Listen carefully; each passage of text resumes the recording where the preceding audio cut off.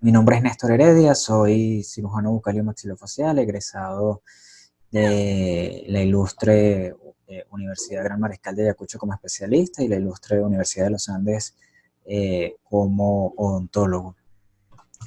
Hoy vamos a tocar un tema que me gusta bastante.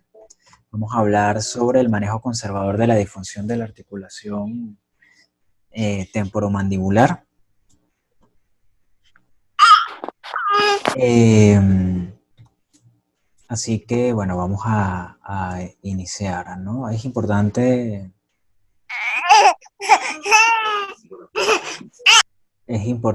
que empecemos a hablar de un poco de semiología, la semiología que tiene que ver con la articulación temporomandibular. Pues bueno, empecemos con la definición. Cuando nosotros hablamos de una articulación, nos referimos a una estructura que une dos huesos. En el cuerpo hay cientos de articulaciones y esas articulaciones llevan el nombre de las estructuras que lo conforman.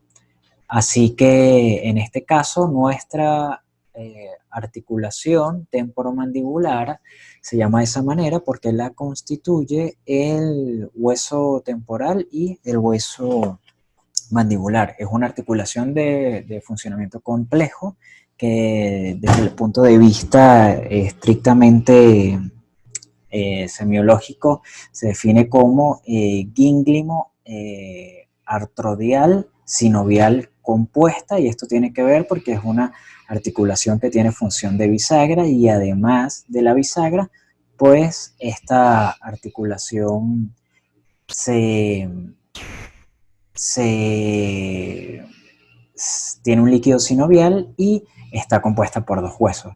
Me disculpan si interrumpo la presentación por momentos, pero es que estoy de anfitrión y de conferencista, y de paso soy hombre, entonces tengo que parar una cosa para poder retomar la otra.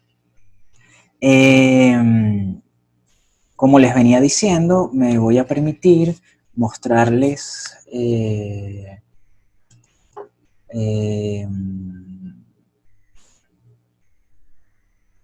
un video eh, de el funcionamiento. No sé si lo pueden ver.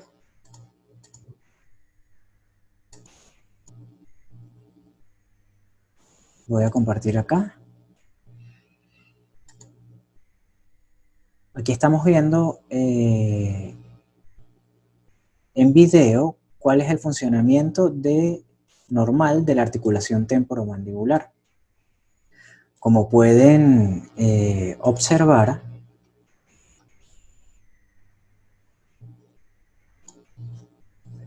esta es una articulación que permite la apertura y el cierre de la boca, y además tiene una estructura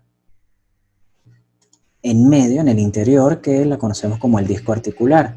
Estas estructuras de color rojo son los músculos de la masticación, e inclusive tenemos músculos del cuello que mediante su contracción y su relajación pueden o permiten la apertura y el cierre de la boca.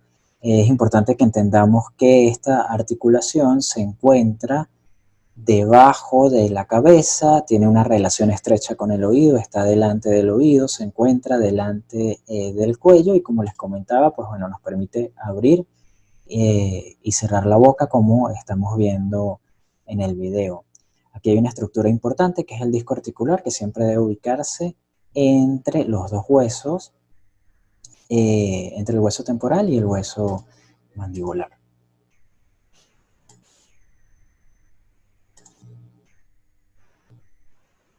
Ok, vamos a volver a nuestra presentación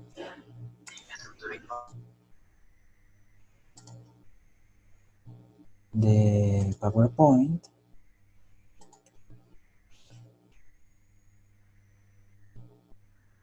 Ok,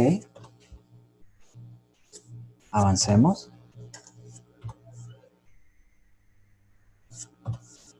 Hablando un poco de anatomía, que es un tema importante para poder comprender el funcionamiento de la articulación, tenemos que es una estructura o la componen la estructura ósea y la estructura blanda. Obviamente el hueso temporal y el cóndilo es óseo. La estructura blanda se refiere a los tejidos blandos adyacentes que tiene que ver principalmente con la cápsula articular y la sinovia. Esta es una vista de nuestra fosa mandibular. Como vemos, está bien delimitada en esta imagen que nos presenta la doctora Ánica en su libro de disfunción de la articulación temporomandibular. Vemos el área punteada de color roja, es la que delimita la inserción de la cápsula articular. Como vemos, no se limita solo a la fosa mandibular, sino que hay una amplia extensión de la inserción. Allí vemos como las dimensiones anteroposteriores pueden ser entre 9 y 12 milímetros. La otra estructura ósea es el cóndilo mandibular, tiene una forma o apariencia ovalada en sentido anteroposterior, puede tener una superficie de 8 a 10 milímetros y la longitud de todo el proceso condilar puede llegar a medir entre 15 y 20 milímetros.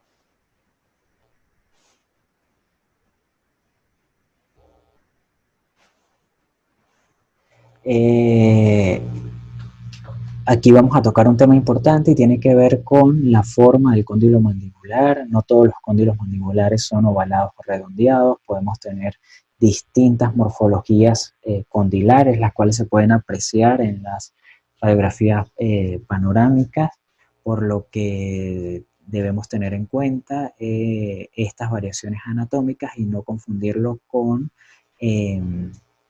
posibles disfunciones o dimorfismo del cóndilo, básicamente.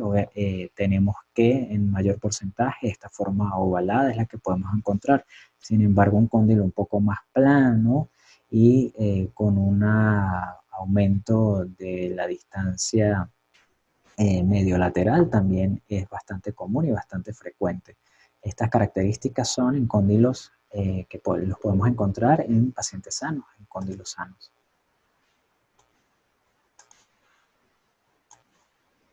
Es importante también entender que esta superficie ósea está recubierta por una estructura de cartílago, que básicamente es un tejido conectivo especializado, que tiene tres características.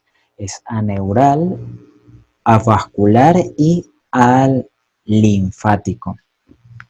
Eh, Como estamos viendo en esta imagen o en este diagrama, estas son tres características importantes que nos van a ayudar a comprender la sintomatología de la difusión de ATM, que vamos a hablar mucho más adelante.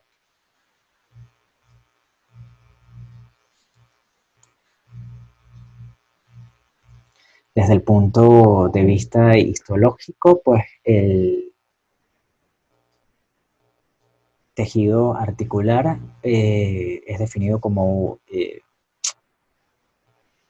5 capas que tienen que ver con la zona articular, la zona proliferativa, la zona fibrocartilaginosa, la zona del cartílago calcificado y además el hueso subarticular. Es importante que nosotros conozcamos que estas capas van desde la zona más superficial, que es la número 1, hasta la zona más profunda, que es la zona del hueso subarticular.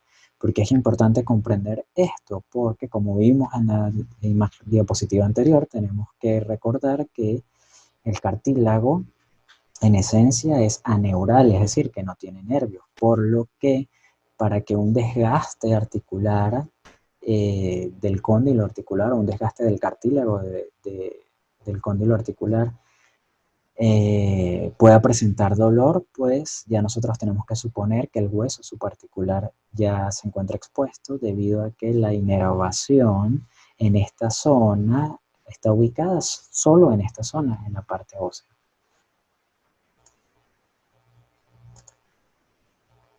Hay una estructura que es importante y tenemos que hablar con la cápsula articular. Cuando nosotros hablamos De la cápsula articular nos referimos a la estructura que rodea completamente al cóndilo. Es importante entender que el cóndilo es una estructura que está completamente cerrada, no tiene comunicaciones con otros espacios, está protegido por un tejido o por un conjunto de ligamentos que permiten básicamente o principalmente dos funciones.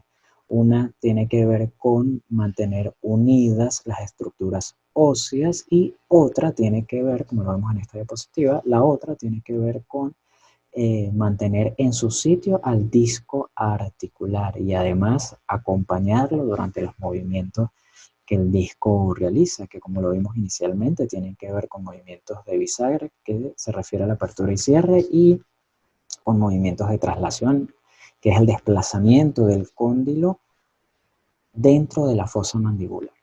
Un desplazamiento que no solamente sucede en sentido anteroposterior, sino que en ocasiones puede tomar también otras direcciones.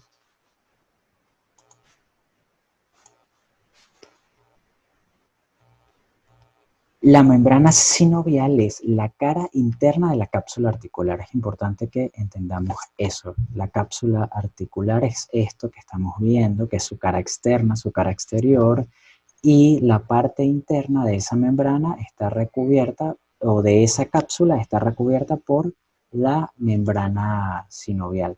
Está conformada principalmente por fibroblastos modificados, que son denominados como sinoviocitos, como les dije, tapizan internamente la articulación y además estas células son las responsables de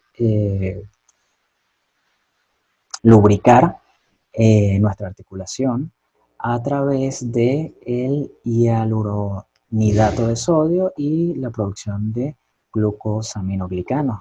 El contenido del líquido sinovial es aproximadamente de 1 milímetro y dentro de sus funciones hablamos de lubricación, aporte nutricional y retirar los detritos de los espacios articulares.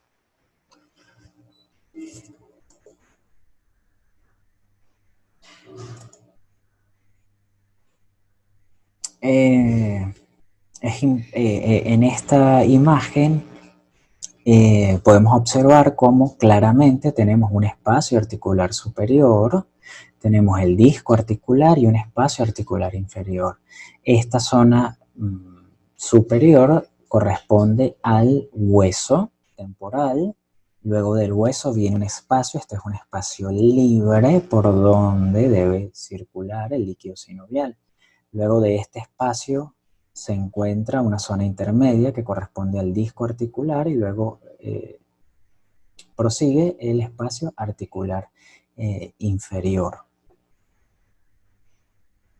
Esta región que estoy señalando es el cóndilo de la mandíbula. Este es un corte sagital de la articulación temporomandibular que nos permite comprender cuál es su conformación anatómica en sentido sagital.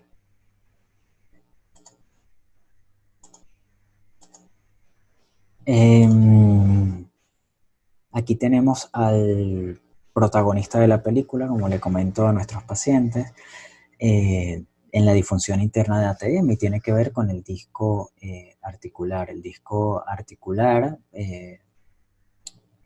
como lo pueden ver acá, no es completamente redondo, es una superficie que se adapta perfectamente, o es una estructura que se adapta perfectamente a las superficies articulares. Esta es una fotografía que es cortesía de mi maestro de posgrado, el doctor Marcos Gómez. Como vemos, el disco articular tiene inserciones de las sinoviales o tejido sinovial y además tiene una inserción directa muscular que lo acompañan durante los movimientos o durante la función.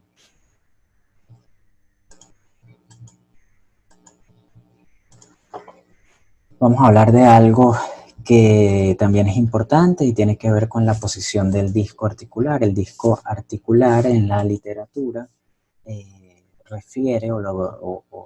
refiere a la ubicación del disco articular como a las 12 en punto del reloj. Esto estrictamente no no necesariamente su ubicación debe estar estricta. Lo importante es que se ubique durante todos los movimientos de función entre las superficies articulares o las superficies de contacto, tanto del cóndilo mandibular como del hueso temporal.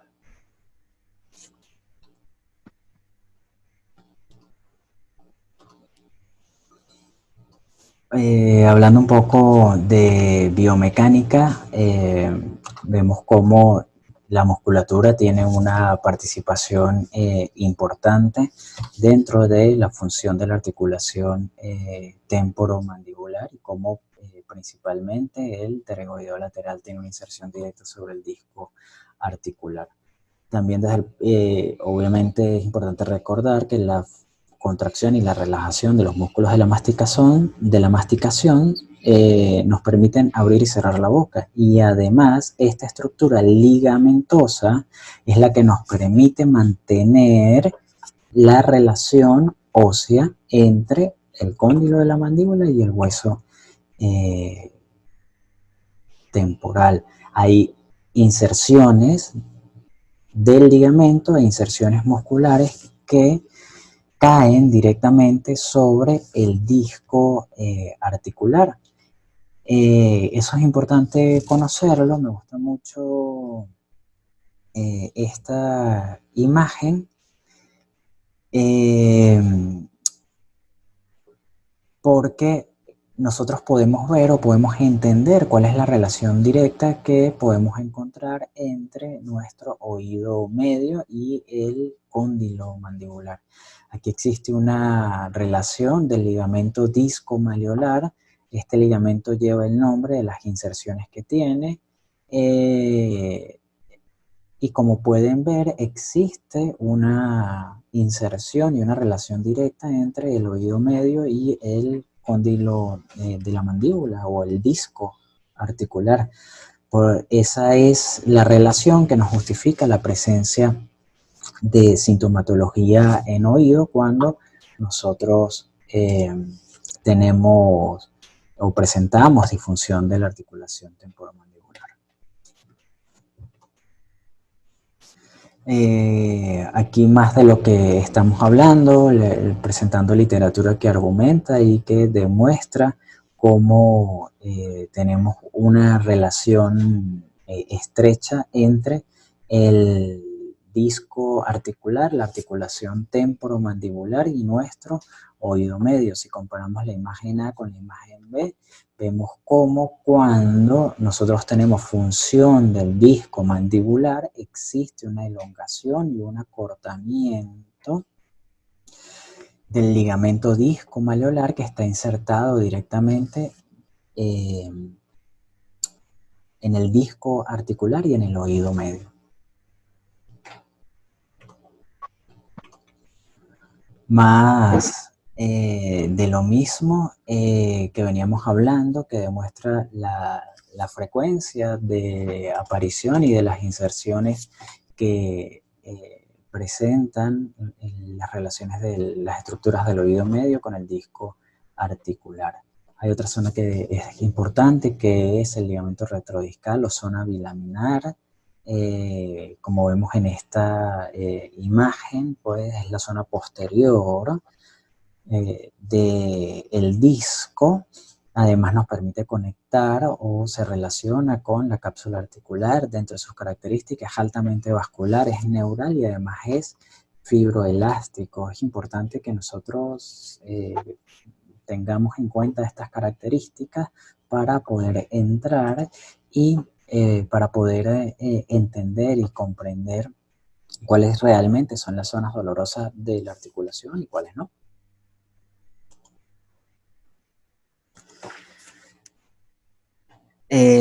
Dentro de la biomecánica del cartílago articular es importante de alguna manera entender que las características biomecánicas tienen que ver con que es un tejido altamente elástico, que tiene una alta resistencia a la compresión y de alguna manera tiene una actividad osmótica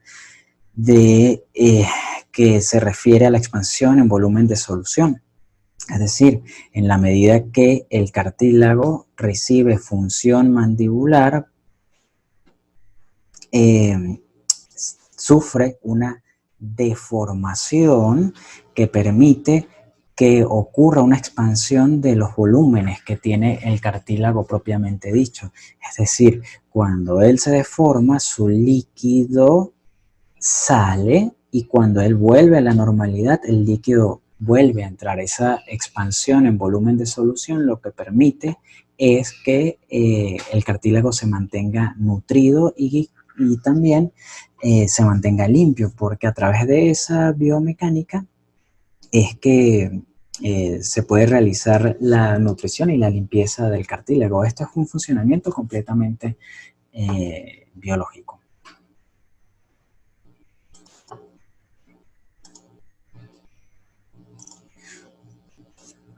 Vamos a hablar un poco de la parafunción, es decir, de qué es lo que no está bien. Hablamos de indicadores parafuncionales. Cuando nos referimos a parafunción hablamos de el exceso de carga intraarticular es el factor precipitante de los desórdenes intracapsulares.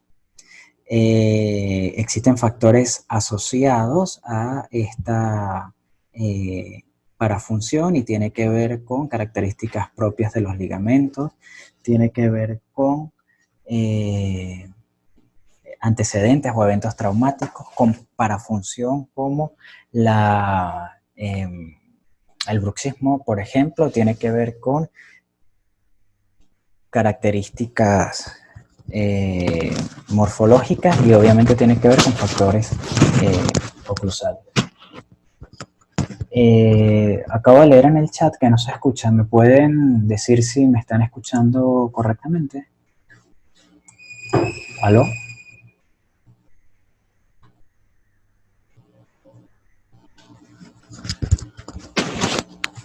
Ok, gracias.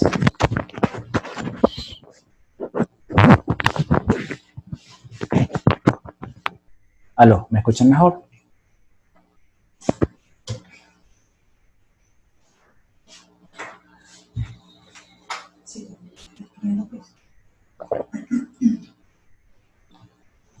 Ok.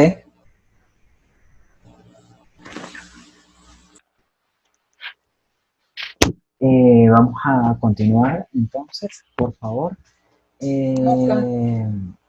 Hablábamos de los indicadores. Se descargó.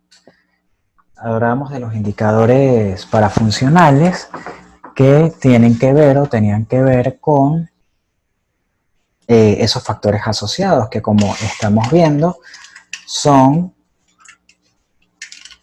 o tienen que ver con características anatómicas principalmente y con el tema de la parafunción.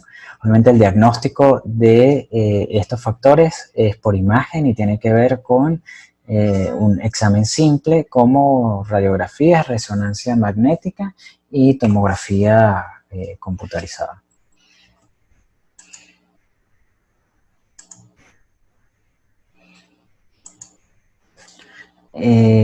Acá vamos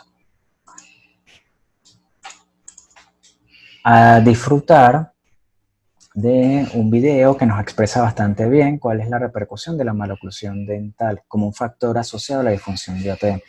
Vemos como una maloclusión dental puede crear una alteración de la relación intraarticular con un desplazamiento anterior del disco y una compresión de esa zona bilaminar que se traduce en dolor. Es importante de alguna manera entender que cuando nosotros estamos hablando de parafunción ocurre una alteración de esas relaciones anatómicas que hablamos inicialmente. Esa alteración de la relación anatómica más frecuente tiene que ver con alteraciones de las relaciones del disco articular con el componente óseo, como es en este caso, que lo vemos claramente. Me voy a permitir repetir el video. Vemos como un problema de alineación dental puede crearnos unos contactos prematuros que a larga data pueden ocasionar un cambio de esas relaciones entre el disco y el cóndilo, con un desplazamiento anterior que va a terminar en una afección o en un pinzamiento de la zona bilaminar. Así como, o hablando específicamente de la maloclusión dental, tenemos que entender que existen 3 patrones importantes dentro del estudio de esa maloclusión dental, que tiene que ver con con que exista una guía anterior y una correcta relación de guía anterior, que nuestro paciente tenga estabilidad encéntrica y que además tengamos un plano oclusal correcto, que como vimos en el video anterior puede afectar o puede causar o predisponer a una disfunción de la articulación temporomandibular.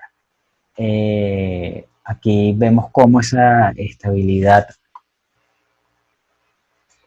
ya la aplicación me está avisando que nos estamos quedando sin tiempo, por lo que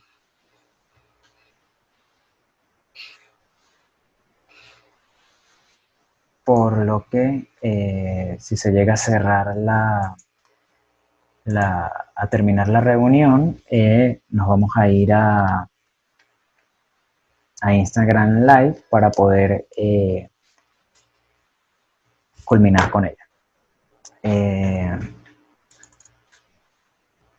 Vamos a avanzar rápidamente con este tema para poder cumplir con el tiempo que nos permite la plataforma.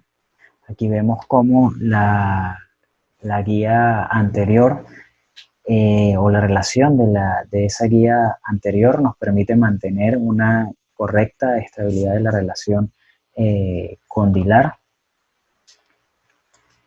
Cuando hablamos del plano oclusal, pues tenemos que tener en cuenta la presencia de la curva de Wilson y la curva de Speed. Y bueno, esto es un tema bastante conocido por todos que tiene que ver con el bruxismo, y vemos cómo el bruxismo afecta directamente esa estabilidad articular.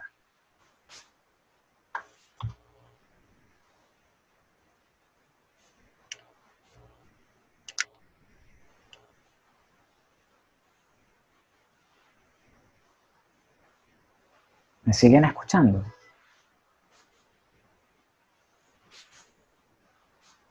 Ok, ya empezó a reproducir el video. Vemos cómo tenemos un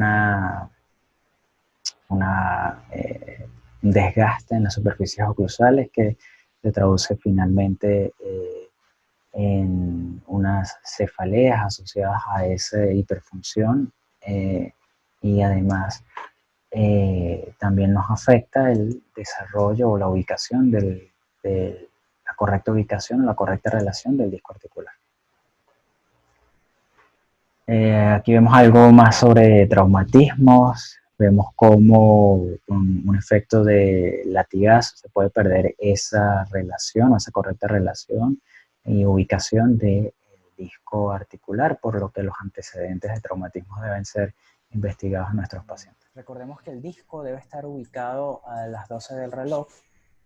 Bueno, finalmente, por lo que el desplazamiento, cuando vamos a hablar de la patología, nos referimos a que el disco articular pierde esa ubicación ideal y podemos tener alteraciones en sentido anterior, en sentido posterior, en sentido lateral o en sentido medio. Y vemos cómo podemos tener alteraciones aquí tenemos secundarias que tienen que ver con la sinovitis, que son inflamatorias, y con la imagen.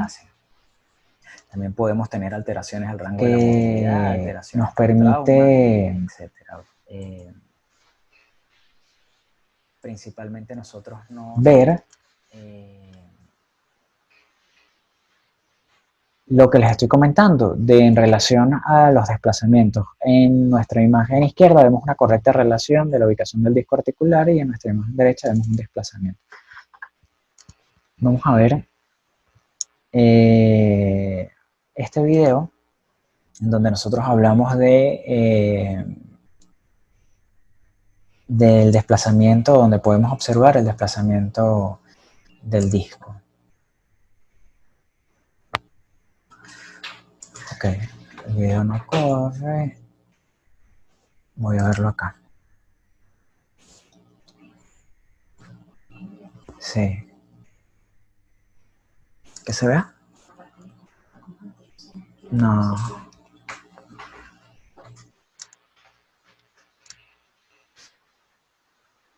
Vamos a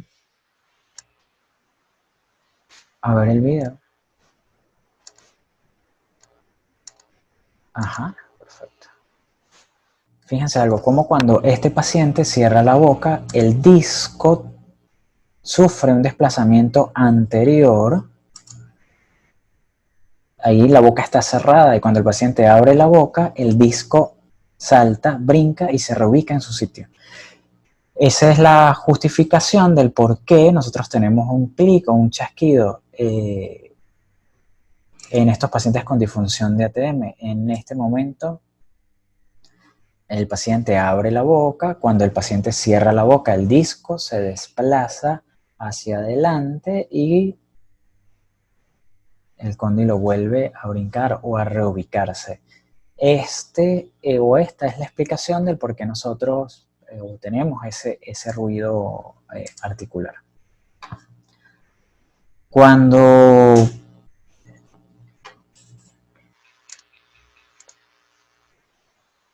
la patología está mucho más avanzada, el disco pierde la capacidad de volver a su lugar, a su sitio, y vemos cómo existe un desplazamiento completo hacia anterior del disco. Es esto que estamos viendo acá. Ahí existe una deformación, el disco está perdiendo propiedades por el deterioro articular que tiene.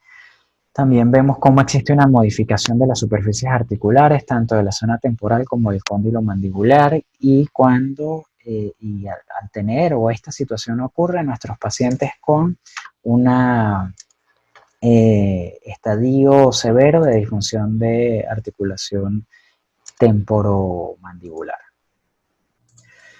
Ok, seguimos adelante, ya avanzamos a la 40, esto es lo que hablábamos de las características de la sinovitis. Estas son unas imágenes que fueron obtenidas durante mi formación de posgrado. De hecho, realizamos varias investigaciones en articulación temporomandibular en ese momento. Fueron tomadas por el doctor Marcos Gómez. Vemos como una sinovitis es una inflamación de la membrana sinovial acompañada en casos de artralgia o cambios degenerativos, hallada frecuentemente en la zona posterior. En nuestra mano izquierda tenemos la apariencia de una sinovial sana y en la mano derecha tenemos la apariencia de una sinovial inflamada con sinovitis. Vemos cómo hay éstasis vascular y cómo ocurre un cambio en la coloración.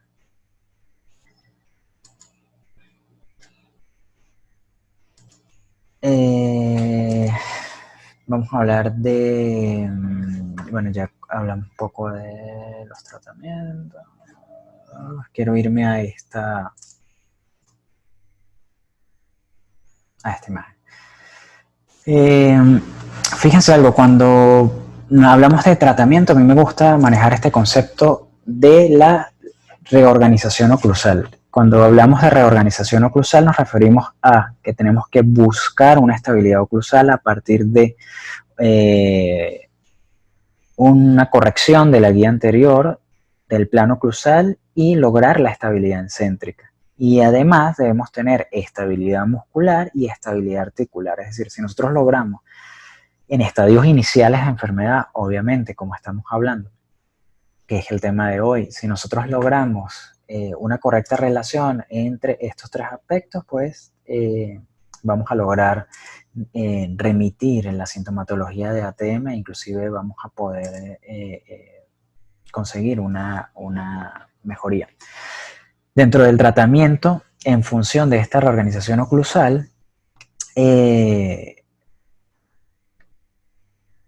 Particularmente en la consulta, lo manejamos desde lo más conservador a lo más invasivo. Lo más conservador es la base de la pirámide, en donde solo podemos realizar las correcciones, o donde realizamos correcciones oclusales solamente con desgaste selectivo o con ortodoncia u ortopedia, como lo habíamos conversado en la pregunta anterior. Podemos, ascendiendo en la complejidad del tratamiento, en la mitad de la pirámide, tener tratamiento multidisciplinario con ortodoncia u ortopedia, más realizar ajustes oclusales. Obviamente tiene que intervenir odontología restauradora con los ajustes oclusales, y además, o en tratamientos mucho más complejos, pues esas alteraciones oclusales las manejan las dos especialidades como ortodoncia y restauradora. Cuando llega el paciente a cirugía, bueno, cuando ya el desgaste selectivo no hizo nada o no logra una evolución satisfactoria del tratamiento, cuando ya no logra la ortodoncia y la ortopedia poder solucionar el problema de alteración oclusal. Cuando restauradora, luego del tratamiento de restauradora, el paciente sigue con disfunción de ATM, pues finalmente la opción que nos queda de tratamiento es la quirúrgica. ¿Cuál es la función del cirujano, digamos que dentro del manejo conservador de la disfunción de ATM? Como se lo explico a mis pacientes, de alguna manera los pacientes llegan a nuestras consultas con un cuadro agudo de patología, por lo que quieren es calmar el dolor desesperadamente, como de lugar, por lo que nosotros nos hemos propuesto este protocolo de atención de la disfunción de ATM en manos del cirujano. ¿Qué hacemos básicamente? Bueno, instalamos una férula pivotante, realizamos evaluaciones oclusales a ver si podemos tener, si el paciente merita algún desgaste selectivo, indicamos dieta blanda por un mes e indicamos farmacoterapia para el ATM, como lo hemos hablado, que son relajantes musculares con ibuprofeno, analgésicos no esteroideos. Esta es la base de la pirámide. Si el paciente no mejora la sintomatología, pues ya nosotros tenemos que pensar que existe un desgaste articular severo y pensamos en realizar un lavado de la articulación, que es conocido como artrocentesis. Realizamos la artrocentesis, y si ya definitivamente el paciente no obtiene mejoría de la sintomatología realizando las interconsultas con ortodoncia, los ajustes con restauradora, utilizando las férulas pivotantes, pues ya nosotros deberíamos estar pensando de que estamos frente a una cirugía abierta o la posibilidad de una cirugía abierta de ATM. Bueno, estas son las férulas oclusales que yo particularmente utilizo. Son de verdad que bastante sencillas, las podemos hacer en el consultorio. Estas son férulas rígidas de 0,80, de 0,60, la podemos realizar con el vacuum, es decir, las deformamos con calor y luego las adaptamos sobre la superficie de los dientes. Estas son las que utilizan los ortodoncistas, las que utilizan los esteticistas, con la diferencia que estas férulas son rígidas en nuestro caso, ¿no? Férulas oclusales, existen cientos de férulas oclusales.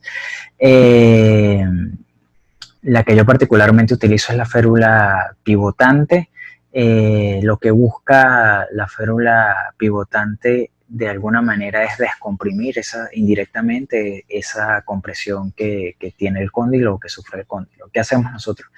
Instalamos en la primera cita la férula y hacemos una estabilización oclusal, es decir, buscamos que todas las superficies dentales tengan contacto y el contacto esté estable. Iniciamos un periodo de adaptación durante una semana en donde le explicamos al paciente que bueno, puede sentir cambios como durante el habla, que puede salivar excesivamente, que puede inclusive tener algunas lesiones en la mucosa bucal tipo afta, que debería sentir mejoría de los síntomas eventualmente durante esa semana, o existe la posibilidad de que la patología se convierta mucho más fuerte, o sea, mucho más aguda. Por lo que indicamos que si eso sucede, pues debemos Si eso llega a suceder, debemos retirar la férula y acudir a la siguiente consulta. Luego de eso, nosotros realizamos unas consultas, unos controles sucesivos. En esos controles sucesivos, lo que vamos o lo que realizamos es unos contactos, agregamos acrílico sobre esa férula desde la zona posterior hacia la zona anterior, buscando realizar un pivot. ¿Qué significa esto? Que cuando nosotros colocamos en esta zona, voy a aumentar un poco el zoom.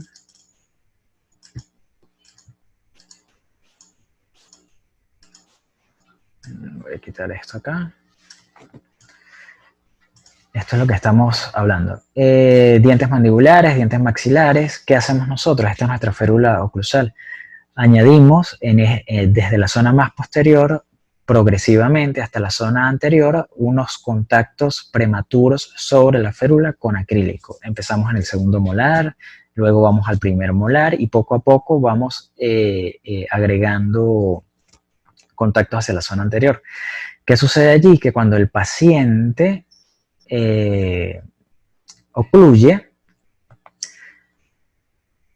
y busca realizar contacto en su zona anterior, este contacto prematuro permite que el cóndilo pivotee y descienda hacia abajo. Y al descender hacia abajo logramos una descompresión indirecta del espacio interarticular. Cuando sucede esto, cada vez que el paciente tiene función mandibular, cada vez que el paciente muerde y toca esta zona de pivot, existe un descenso de este cóndilo que nos puede dar la oportunidad, si el desplazamiento no es muy grave y la disfunción no es muy grave, que el disco vuelva a su sitio, o si el disco no vuelve a su sitio, nos va a permitir descomprimir ese pinzamiento que tiene la zona retrodiscal que causa dolor. ¿Qué vamos haciendo progresivamente? Vamos estabilizando hacia anterior a partir de esa zona de pivot. Ese es el tipo de férula que yo utilizo. Es una férula de tratamiento sintomático. No es una férula de tratamiento definitivo. ¿Qué quiere decir esto? Yo le explico al paciente que es un pañito de agua tibia, como decimos acá en Venezuela, que va a permitir controlar la sintomatología inicialmente para que luego los especialistas en la oclusión realicen el tratamiento que tengan que realizar.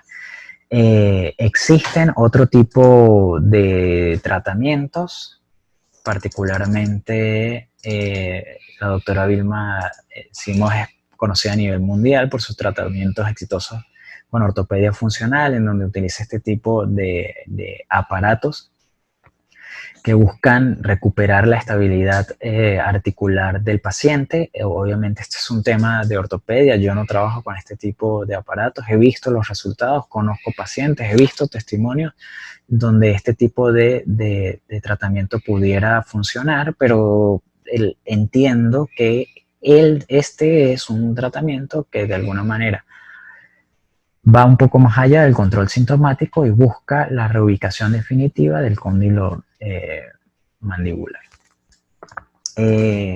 Aquí está lo que conversábamos sobre realizar el lavado articular. Este es un procedimiento que se puede realizar de manera ambulatoria, es mínimamente invasivo, lo podemos realizar inclusive hasta con anestesia general, donde incluimos 2 agujas dentro del espacio articular superior.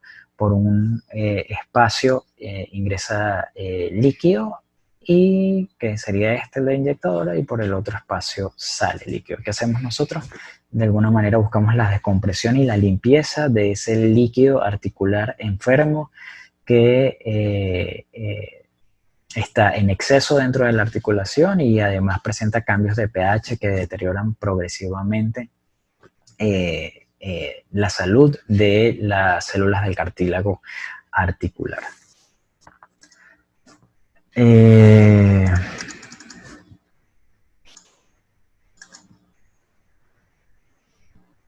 Bueno, vamos a hablar un poco de esto, de las discusiones y las conclusiones.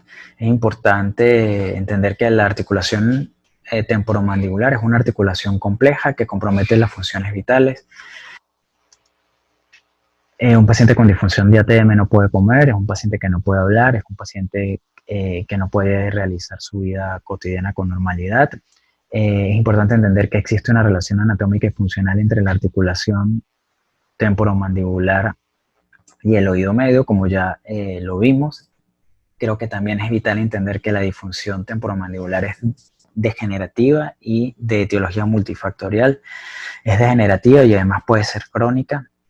¿Qué significa esto? Que en la medida de que el cartílago se va dañando, se va degenerando, pues vamos perdiendo la capacidad y la oportunidad de poder brindarle una mejor atención y una evolución exitosa al paciente debido a que el cartílago articular no tiene capacidad de regeneración. Obviamente el tratamiento temprano mejora las posibilidades de éxito.